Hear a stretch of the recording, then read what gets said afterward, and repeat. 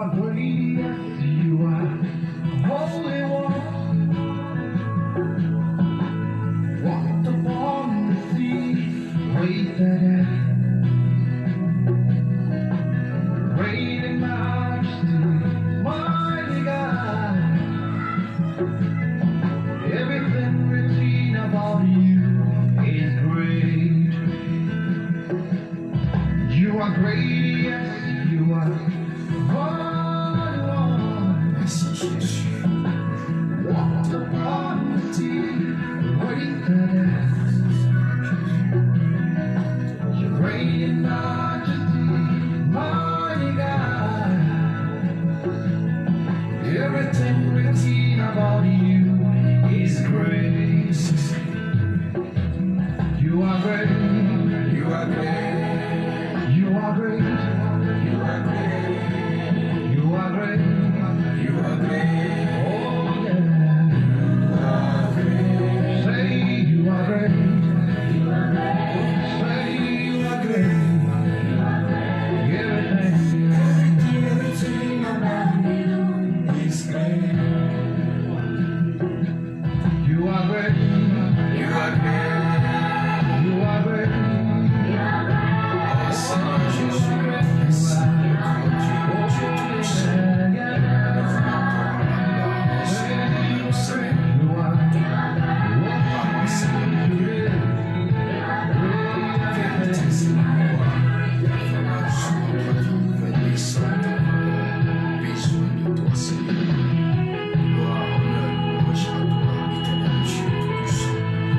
Je recommande ce moment dans tes mains, Papa. Je prie afin que tu étendes ta main, Seigneur mon Dieu, sur cette émission, sur ma vie.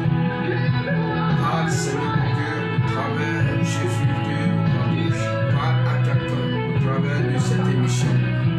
Dispose le cœur, manifeste, Seigneur mon Dieu, ta fidélité envers, Seigneur mon Dieu. Nous te sommes reconnaissants. Merci pour ton attachement. Merci pour tout ce que tu fais, Seigneur. Tu es grand, tu es puissant, tu es glorieux. Tu es compatissant, plein d'amour. Que ton nom soit loué, Seigneur. Everything about you is great. Merci, Seigneur. Alléluia. Merci, Seigneur.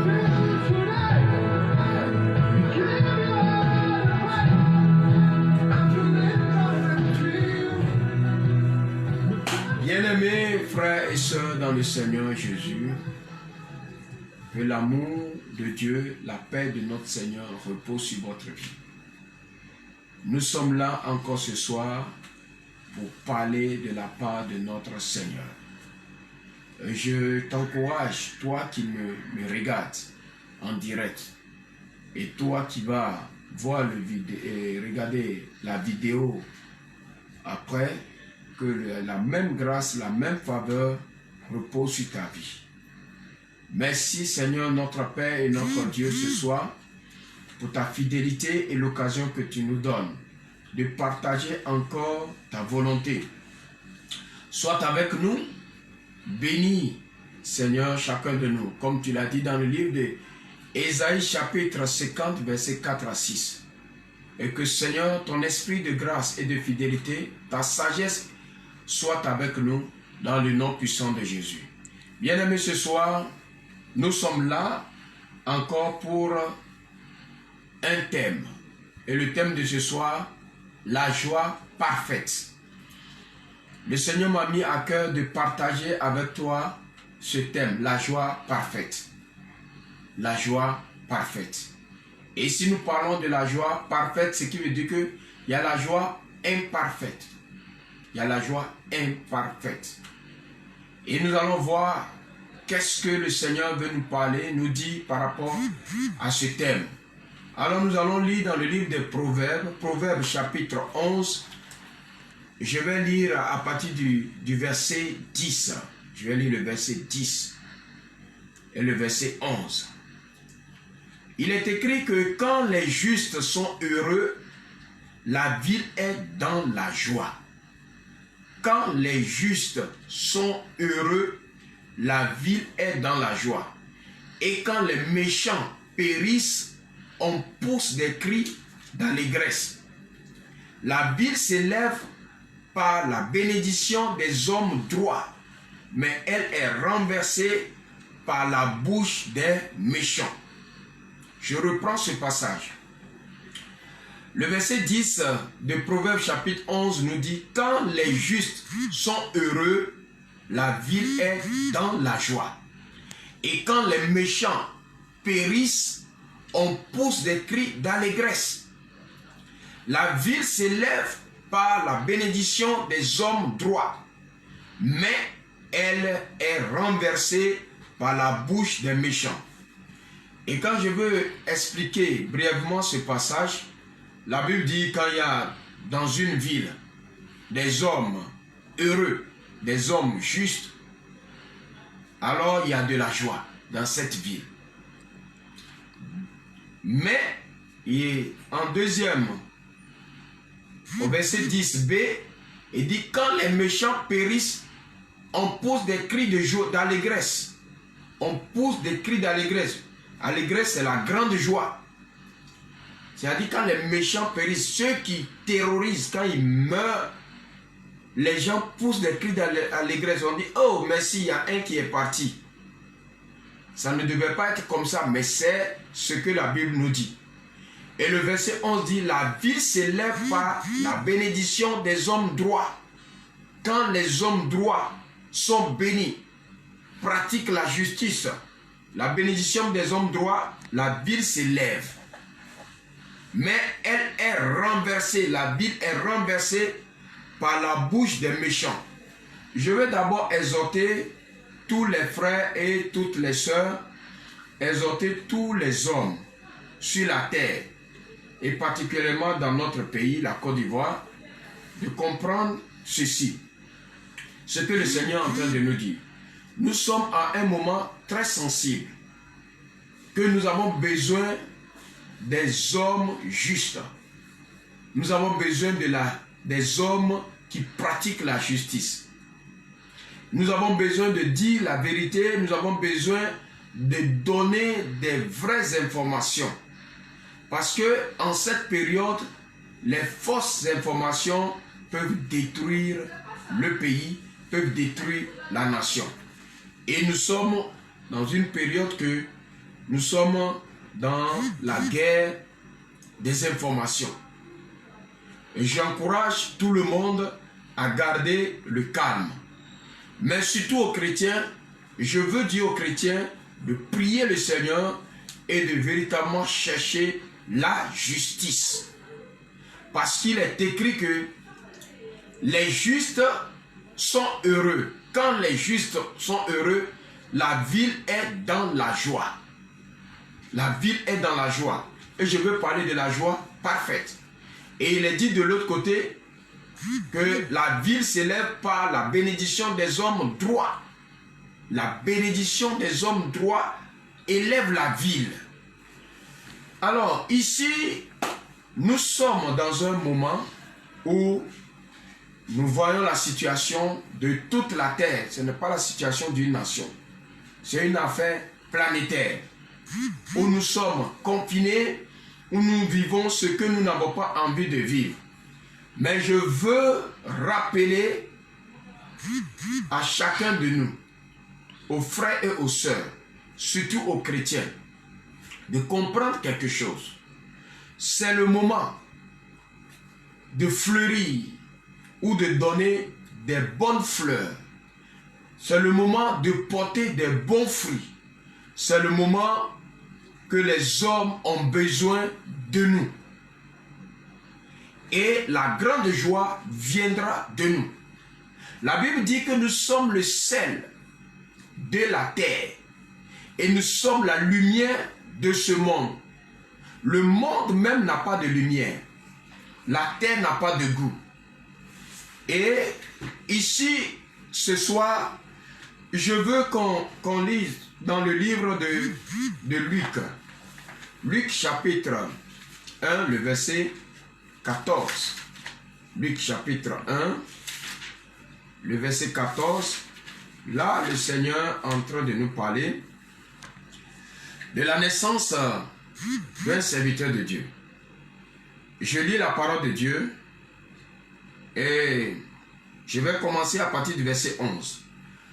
Alors un ange du Seigneur apparut à Zacharie et se tint debout à droite de l'autel des parfums. Zacharie fut troublé en le voyant et la frayeur s'empara de lui.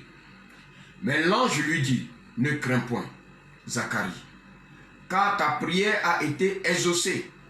Ta femme Élisabeth t'enfantera un fils et tu lui donneras le nom de Jean. Il sera pour toi un sujet de joie et d'allégresse, et plusieurs se réjouiront de sa naissance. Plusieurs se réjouiront de sa naissance. Voici un couple qui a vécu je ne sais pas combien d'années sans enfant. Le monsieur est vieux, la femme elle est vieille. Et le Seigneur est dans sa parole. Le Seigneur va manifester son amour envers ce couple. Et voici l'ange de Dieu va rejoindre son serviteur dans la tente d'assignation ou bien dans le tabernacle pendant son service.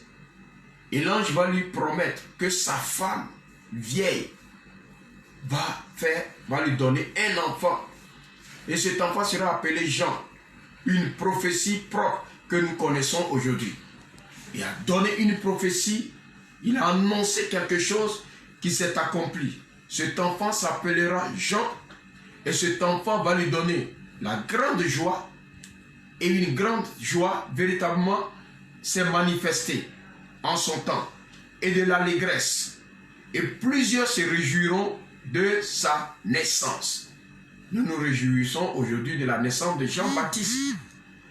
Mais je veux parler de la grande joie ou la joie parfaite que le Seigneur peut mettre dans le cœur de chacun de nous. Je veux tirer l'attention sur quelque chose. Nous sommes en train de prier et nous sommes dans un moment de prière pour la nation, pour le monde entier. Et nous interrogeons le Seigneur. Je suis sûr que toi aussi qui m'écoutes, tu interroges le Seigneur. Et nous voulons que le Seigneur parle. Nous voulons que le Seigneur nous parle. Depuis un bon moment, depuis qu'on nous a dit que la maladie est en train de frapper ici par là, et nous sommes dans la prière et dans le jeûne, interrogeant le Seigneur, il est difficile d'écouter le Seigneur. Moi-même, je reçois par les rêves, par les songes, ou bien de façon audible, la voix du Seigneur, il est difficile. Le Seigneur ne nous situe pas sur la situation. Mais je me réjouis encore qu'il y a des hommes qui continuent à prier. Et hier, Dieu a fait des révélations. Dieu a fait voir des images. Dieu a fait voir des images. Une image le concernant, sans parler. Ce qui veut dire que Dieu nous regarde, Dieu nous observe et Dieu est avec nous. Mais écoute-moi bien, je vais te parler de ceci. Quand tu remarques ce qui s'est passé avant que nous rentrons dans cette situation de confinement, des paroles ont été prêchées et des prophéties ont été données. Je suis convaincu que il y a des gens même qui ont reçu des prophéties pour ce mois d'avril ou bien de mars où ils doivent voyager, où ils doivent aller ici et là. Des gens, ces personnes, mais malheureusement, ils ne pourront pas voyager à cause du confinement. Ils ne pourront pas voyager. Pourtant, c'est la prophétie dite sur leur vie. Je veux parler de la joie parfaite, parce qu'il y a la joie que la nourriture donne. Il y a la joie que le joli habit qu'on a acheté donne. Il y a la joie que le Kutuku donne. Il y a la joie que les fausses prophéties donnent. Tu vas voyager, tu vas devenir ceci. Il y a la joie que cela donne. Il y a la joie qui est donnée parce que on va aller dans Maki pour aller manger. Il y a la joie que les prostituées donnent. Vous connaissez, il y a la joie que le ballon donne. Mais écoutez-moi bien. Aujourd'hui, tous les matchs qui devaient avoir lieu, il n'y a pas match. La joie que les matchs te donnent, comment tu te trouves maintenant? La joie que les prostituées te donnent dans les boîtes de nuit, comment tu te trouves maintenant? La joie en allant dans les grands restaurants, la joie que tu trouves dans le manger dans les grands restaurants. Où est cette joie? Les restaurants sont fermés, les boîtes de nuit sont fermées, les maquis sont fermés, les terrains sont fermés. Toutes les joies que donne la nourriture, aujourd'hui, tu es chez toi. Tu es assis chez toi. Je veux te parler de quelque chose. Écoutez, nous avons la joie. Et la joie que nous avons, c'est celle qui vient de notre Seigneur Jésus-Christ. La joie révélée dans sa parole. Les prophéties. Aujourd'hui, tous les prophètes qui chaque jour, à la longueur de la journée, du matin jusqu'au soir, prophétisent, prophétisent, prophétisent sur les vies, disent, voilà, voilà, telle situation. Où sont ces prophéties? Il ne peut pas. Ceux qui voyagent au travers de ton corps pour aller dans ton village, je ne dis pas, je veux réveiller la conscience de quelqu'un. Je veux dire à quelqu'un de comprendre, qui va dans ton village, qui connaît le nom de ton oncle, qui connaît le nom de ton papa, qui sait comment tu t'appelles, ton numéro de téléphone. Et ça te donnait la joie. Et tu acclamais. Ça fait combien de temps tu n'as plus entendu cela? Mais quelle est ta joie maintenant? Aujourd'hui, quand je regarde sur les réseaux sociaux, tout le monde cite le verset biblique. Ils ont cité le psaume 91 jusqu'à fini. Ils ont cité 2 Chroniques chapitre 7 verset 14. Ils ont parlé, c'est les versets bibliques que les gens citent aujourd'hui. Pourquoi ne pas recevoir encore des prophéties? Je te dis, des fausses prophéties, des prophéties, des mensonges qui te donnent que la joie dans le cœur. Mais ces joies-là ne sont pas parfaites. Ces joies ne sont pas parfaites. La Bible déclare qu'il y a des choses que nous connaissons en partie, la prophétie, la révélation, mais la parole de Dieu va demeurer éternellement. Je t'invite à t'attacher à la parole de Dieu, à chercher Dieu. Dieu ne parlera pas en ce temps-là. Je te dis, Dieu ne parlera pas. Et Dieu ne révélera rien de façon extraordinaire sur le coronavirus. Mais le Seigneur regarde ton attachement maintenant à ta parole. Je te parle, toi qui m'écoutes. Le Seigneur va te donner la joie intérieure. Pas cette joie de faux feu. Pas cette joie. Je ne condamne pas un homme de Dieu. Je ne suis pas en train de parler contre un homme de Dieu. Mais j'appelle les hommes de Dieu à faire ce qui est juste devant le Seigneur. Parce que la Bible dit, quelques justes élèvent la nation. Si nous pratiquons la justice, si nous sommes justes, comme l'a dit le livre de Proverbes chapitre 11, si nous sommes justes, nous allons apporter la justice à cette nation, à ce continent. Ce n'est pas dans le mensonge, ce n'est pas le fait de se faire voir pour qu'on dise que tu fais, il faut dire ceci, il faut dire cela. Je vous en prie, le Seigneur est en train de nous interpeller. Peut-être tu ne comprends pas encore ce que je suis en train de dire. Je vais te rappeler ce passage que la Bible nous annonce. Je vais te dire, Proverbe chapitre 11, verset 10. Quand les justes sont heureux, le Seigneur veut des justes, des hommes de Dieu justes, des chrétiens justes. Quand les justes sont heureux, la ville est dans la joie. Le Seigneur dit que tu es le sel de la terre, la lumière du monde. C'est toi qui dois éclairer. C'est toi qui dois donner le goût. Le chrétien doit donner le goût. À l'heure où nous sommes, le Seigneur attend l'Église. Nous devons donner le goût.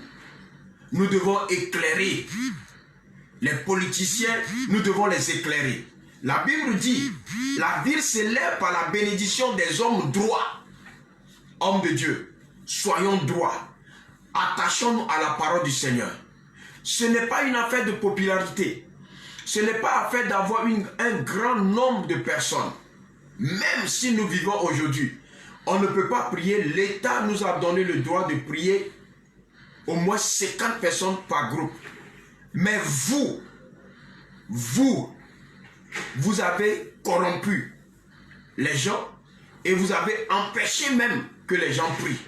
Alors que le sort, la bénédiction, la justice, notre pays, la Côte d'Ivoire peut sortir de cette histoire de coronavirus si nous pratiquons la justice, si nous marchons dans la fidélité en tant que serviteurs de Dieu, en tant qu'hommes de Dieu. Quelle est notre participation?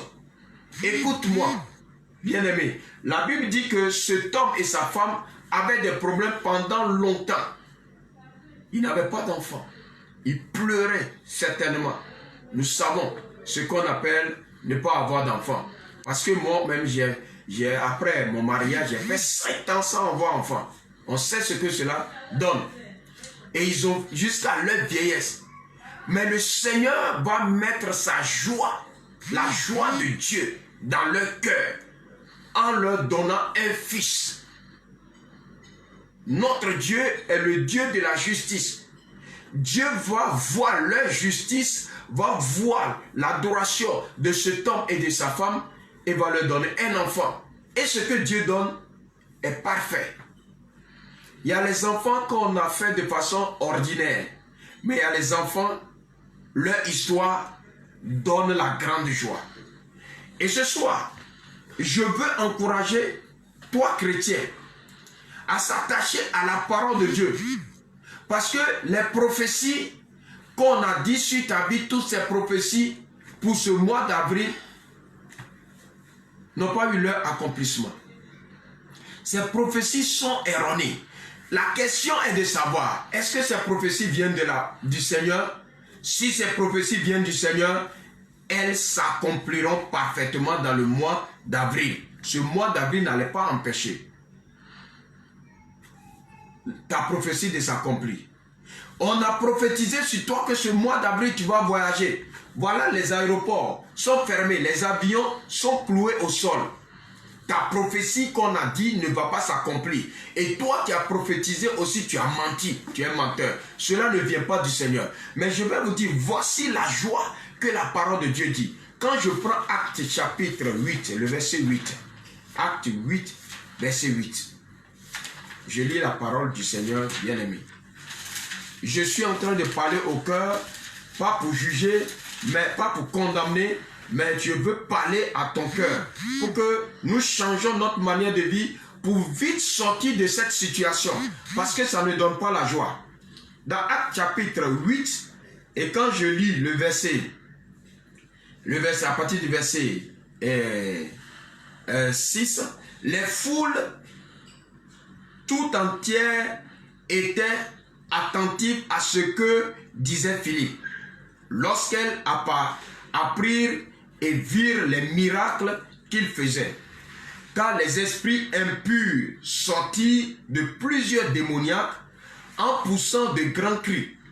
Et beaucoup de paralytiques et de boiteux furent guéris. Verset 8. Et il eut une grande joie dans cette ville. Il eut une grande joie dans cette ville. Parce qu'il y a les paralytiques depuis longtemps qui se sont levés. Un homme est venu dans la ville. Et nous connaissons bien cette histoire. Je continue. Il y avait auparavant dans la ville un homme qui provoquait l'étonnement du peuple de la Samarie. Peuple de la Samarie. Tous, depuis le plus petit jusqu'au plus grand, l'écoutaient attentivement et disaient, celui-ci est la puissance de Dieu, celle qui s'appelle la grande. Il écoutait attentivement parce qu'il les avait longtemps étonnés par ses actes de magie. Écoute-moi, la Bible dit que il y avait dans cette ville de Samarie un certain magicien. Nous connaissons l'histoire. Mais quand Philippe est parti, Philippe a prêché Jésus et les esprits impurs sortaient des corps. Et la grande joie, la joie est venue. Ton enfant qui est paralysé pendant 30 ans, 20 ans, 50 ans, et qui se tombe à retrouver l'usage de ses membres, c'est la grande joie. La ville était remplie de joie. La joie était partout. Et la Bible dit, mais cet homme qui était là, ce magicien qui était là, qui se donnait pour un homme, un personnage important, les étonnait. Écoutez, il y a la différence entre la joie et puis l'étonnement que les gens créent dans votre cœur. J'ai dit, la joie vient de l'Esprit Saint. Quand le Saint-Esprit a commencé son œuvre avec Philippe, la Bible dit que les gens étaient remplis de joie, la grande joie, la joie parfaite. Parce qu'il y a eu des hommes, il y a eu des femmes qui étaient possédés. Mais ce magicien était là. Qu'est-ce qu'il faisait? Il créait seulement l'étonnement. Les gens sont étonnés de voir ce magicien en train de dire leur nom. Les gens sont étonnés de voir ce magicien en train de dire même ce qu'ils ont porté en bas de leurs habits. Les gens étaient étonnés. La Bible dit étonné. Ce n'est pas la joie. Tu es étonné parce qu'on a dit le nom de ton oncle qu'on dit on ne connaît pas. Je vais te dire, il y a les démons territoriaux. Les démons territoriaux comme les Interpol. Je ne dis pas que Dieu ne peut pas faire. Mais Dieu le fait pour une cause. Mais ce qui est fait sans la cause de Dieu vient des démons. Et voici, il y a un démoniaque, un magicien. La Bible a dit un magicien. Il y avait des paralytiques dans cette ville. Mais ces paralytiques sont restés paralysés pendant des années. Au moment où ils créaient l'étonnement auprès du peuple, ces hommes sont assis, le regardaient paralysés. Mais quand l'homme de Dieu, l'homme juste, est venu avec la justice, la joie est entrée dans le cœur.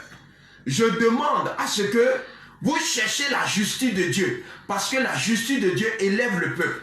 C'est la justice de Dieu qui élève la nation.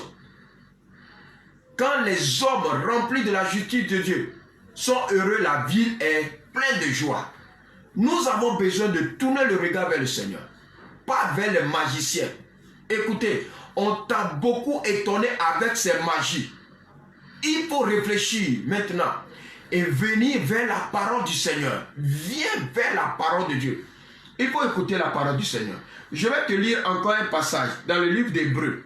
Hébreux chapitre 1. Hébreux. Excusez-moi. Le verset 9. Et je vais lire ce passage. On dit, tu as aimé la justice et tu as haï l'iniquité.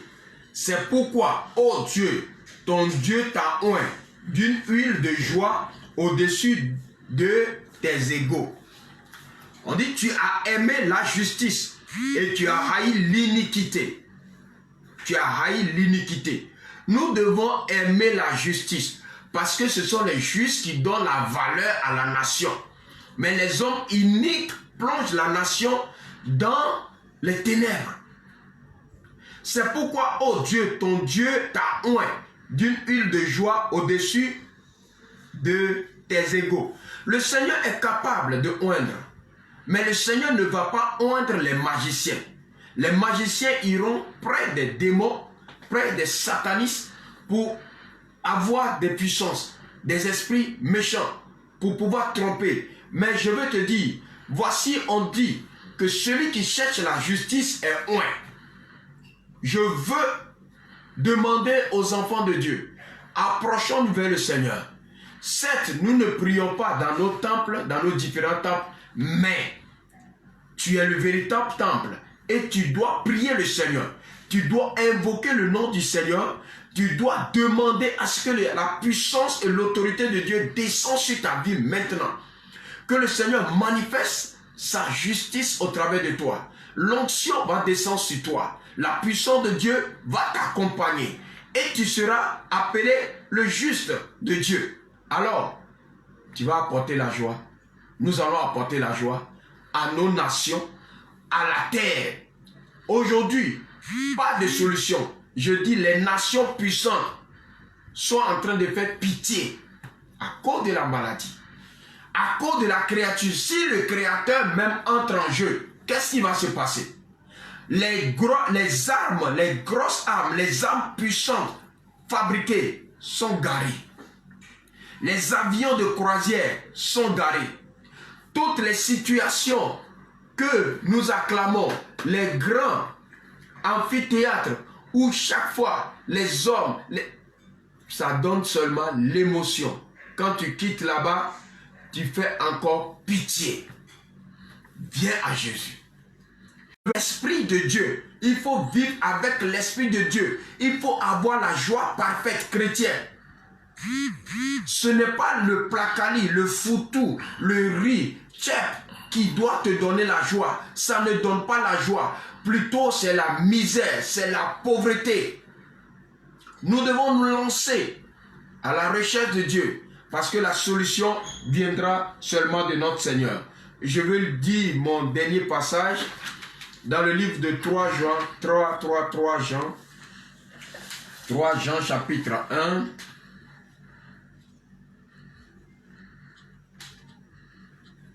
3 Jean 1, 4. Si 3 Jean, verset 4. Ici, il est écrit, « Je n'ai pas de plus grande joie que d'apprendre que mes enfants marchent dans la vérité. »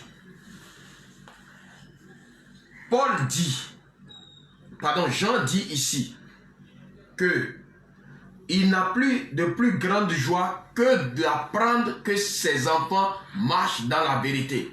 Le Seigneur a attrapé son menton, a mis la main sur sa joue et il te regarde. Comment tu marches? Il veut voir combien de fois nous avons reçu la vérité et combien de fois nous sommes en train de la pratiquer en ce moment. En ce moment où le pasteur, le prophète, l'apôtre n'est pas avec toi à la maison, dans ton confinement. Comment tu pratiques la justice? Bien-aimés, frères et sœurs dans le Seigneur, Dieu nous regarde. Dieu te regarde dans la gestion de la parole de Dieu. D'apprendre que mes enfants marchent dans la vérité. Bien-aimé, tu as agi fidèlement dans ce que tu fais pour les frères. Alors, on doit me qualifier, on doit te qualifier de ce que nous devons faire. La qualification vient. Jean est en train de parler.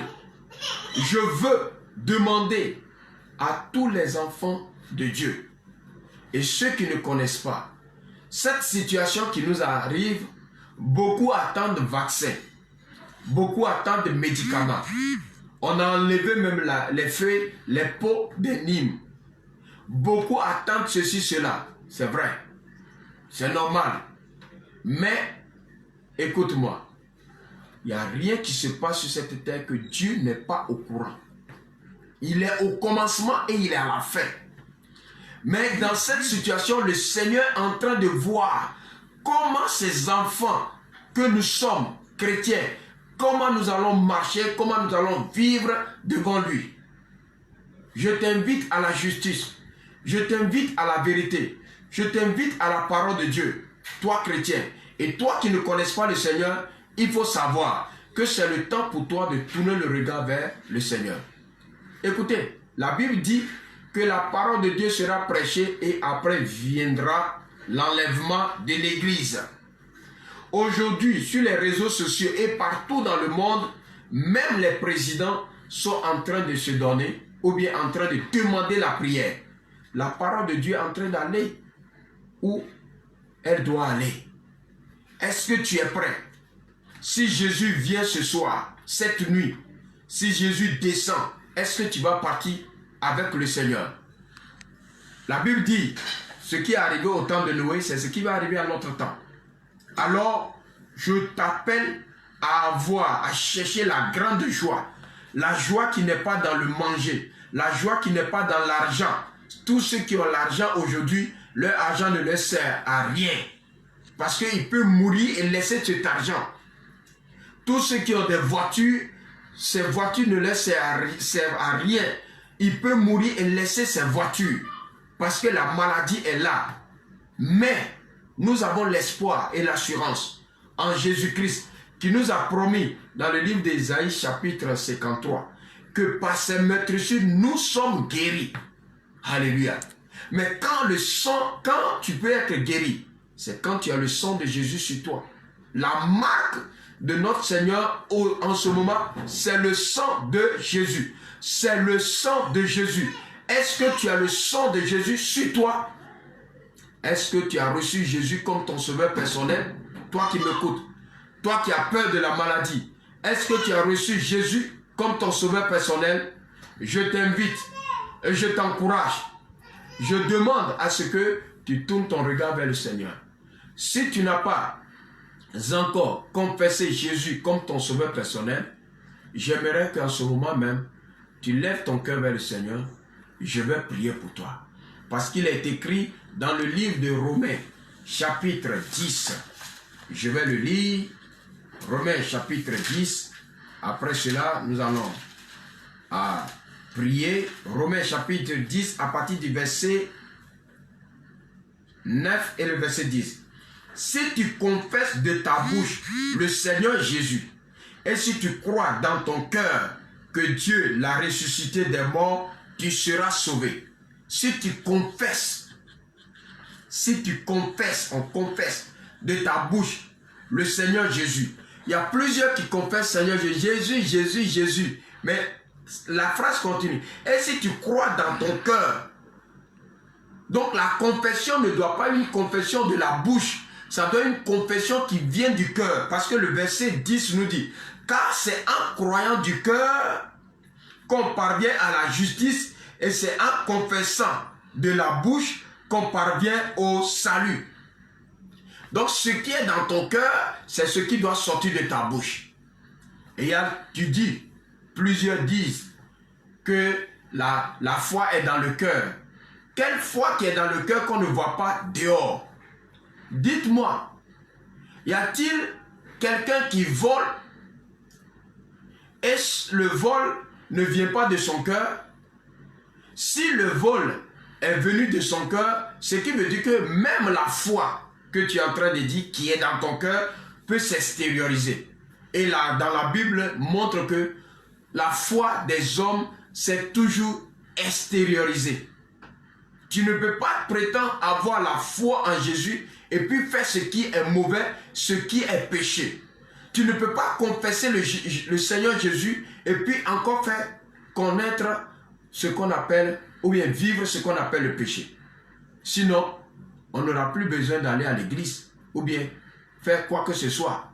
Parce que les prostituées même croient. La Bible dit, le diable croit en Jésus et il tremble. Et si tu trembles, il faut savoir, mais cela vient du cœur. Je t'appelle, tous les hommes de Dieu, tous les enfants de Dieu, de nous donner et de nous conduire dans la voie de la justice pour que notre joie soit parfaite, pour que notre joie soit grande, pour que la joie de la Côte d'Ivoire soit grande. On n'attend rien des féticheurs. On n'attend rien des médiums. On n'attend rien des sorciers. On attend de toi, chrétien. C'est des chrétiens on attend. Aujourd'hui, c'est des chrétiens. Personne n'ira chez un féticheur ou bien un sorcier pour dire il faut tuer le coronavirus. Ou non? Où sont les guérisseurs? Tous ceux qui disent qu'ils guérissent toutes sortes de maladies. Alors, je vous en prie, bien-aimés dans le Seigneur, la confession viendra de ton cœur et va s'extérioriser pour pratiquer la justice. Je bénis le Seigneur pour ta vie ce soir. Et je loue ton nom, Seigneur, parce que tu nous donnes l'occasion de chercher Dieu et de le chercher dans la joie parfaite. Père Céleste, ce soir, je veux te rendre la gloire. Et je prie pour quelqu'un qui te cherche auprès des cailloux, qui te cherche auprès des bois, qui te cherche auprès des rivières, qui ne t'a pas encore connu, comme ce magicien sorcier qui étonnait les gens, Seigneur mon Dieu, en Samarie. Ma Bible déclare que ce magicien même s'est donné parce qu'il a vu que ta puissance est au-delà de sa puissance. Il s'est donné, il a suivi, Seigneur, ton serviteur Philippe. Je prie ce soir que tous les médiums, tous ceux qui sont, Seigneur mon Dieu, des féticheurs, qui ont changé de position pour porter veste en devenant pasteur, qu'ils viennent à toi, qu'ils se détournent de leur mauvaise voie. Ceux qui ont créé l'étonnement dans les cœurs de tes enfants et qu'ils pensaient qu'ils sont en train d'adorer le Seigneur. Je te prie de te révéler à ces hommes et à ces femmes, de manifester ta puissance et ton autorité. Seigneur, ce soir, je prie que tous ceux qui, Seigneur, confessent la fausse foi, disant que la foi est dans le cœur, ce qu'ils font n'a pas de sens, le Seigneur ne voit pas cela, qu'ils se détrompent, sachant que ce qui est dans le cœur, c'est ce qui se manifeste extérieurement.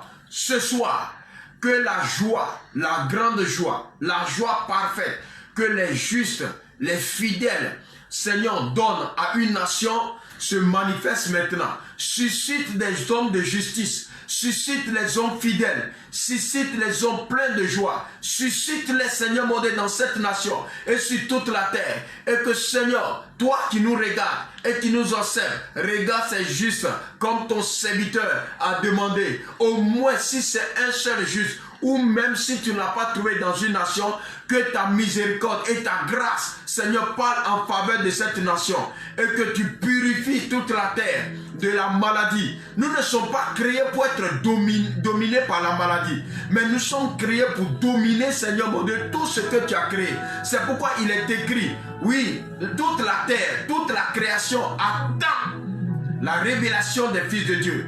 Envoie ta puissance sur nous.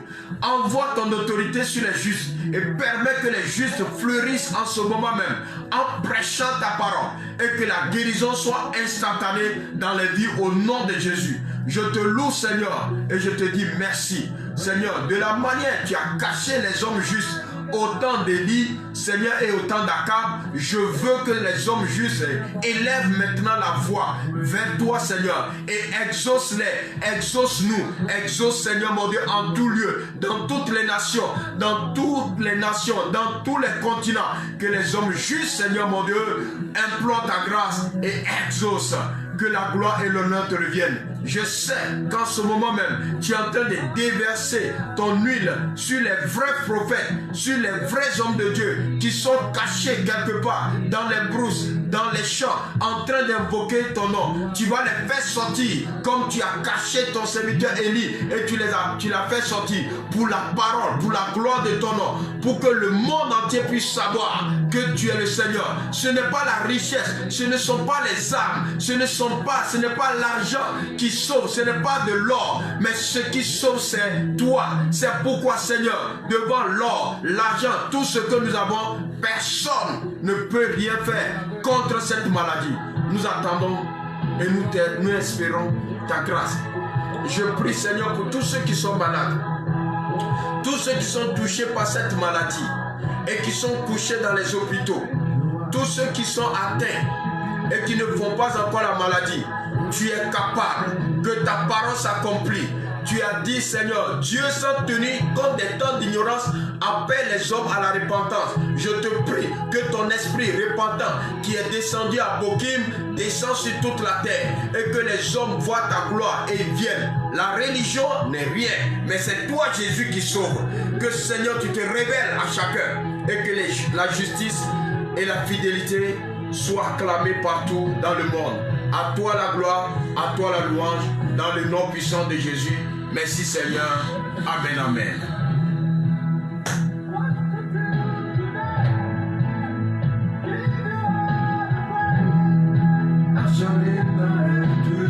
Merci Seigneur.